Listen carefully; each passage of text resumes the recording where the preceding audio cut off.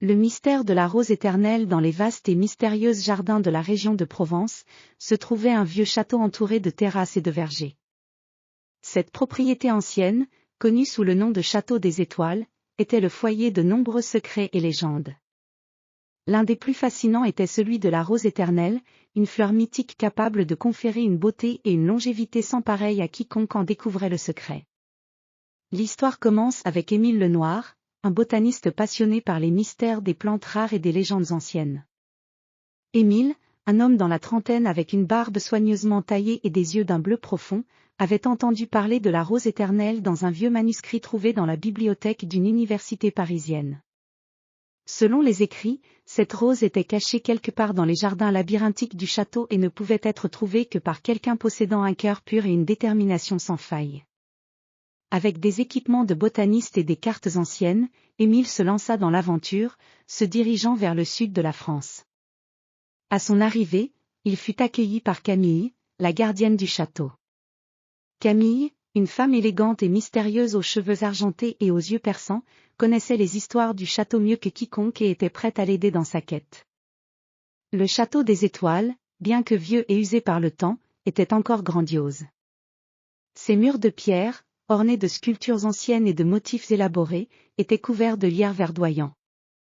Les terrasses étaient bordées de fleurs exotiques, et des fontaines anciennes murmuraient doucement. Les jardins étaient un véritable labyrinthe de sentiers sinueux et de bosquets ombragés, offrant une beauté envoûtante mais aussi des défis pour ceux qui cherchaient à en percer les mystères. Camille mena Émile à travers les jardins, en expliquant que la légende disait que la rose éternelle fleurissait uniquement à la pleine lune, dans un endroit caché que seuls les véritables chercheurs pouvaient découvrir. Les jours passèrent, et Émile, armé de son carnet et de ses outils, examina chaque recoin du jardin.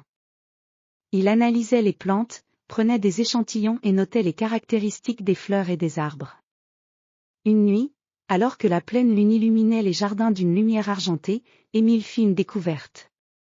En suivant un vieux sentier, il découvrit une porte cachée derrière un mur de buis épais. La porte, en fer forgé et ornée de motifs floraux, semblait presque magique sous la lueur de la lune. Émile l'ouvrit avec précaution et découvrit un jardin secret, entouré de haies hautes et de statues de pierre. Au centre de ce jardin secret, dans une clairière illuminée par les rayons lunaires, se trouvait la rose éternelle. La fleur, d'une beauté indescriptible, était d'un rouge profond, ses pétales scintillant comme des rubis sous la lumière de la lune. Émile s'approcha avec admiration, conscient qu'il était en présence de quelque chose de rare et de précieux.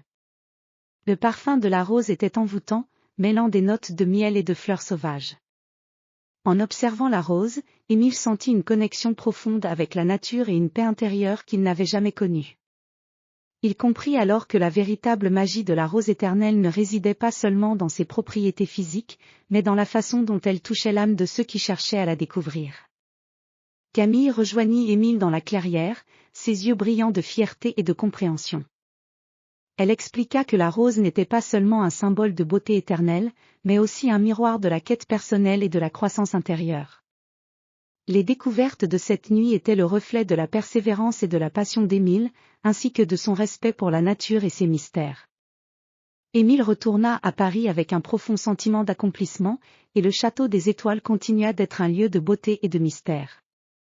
La légende de la rose éternelle demeura vivante dans les jardins de Provence, rappelant à tous que les vérités les plus profondes étaient souvent cachées derrière les mystères les plus fascinants.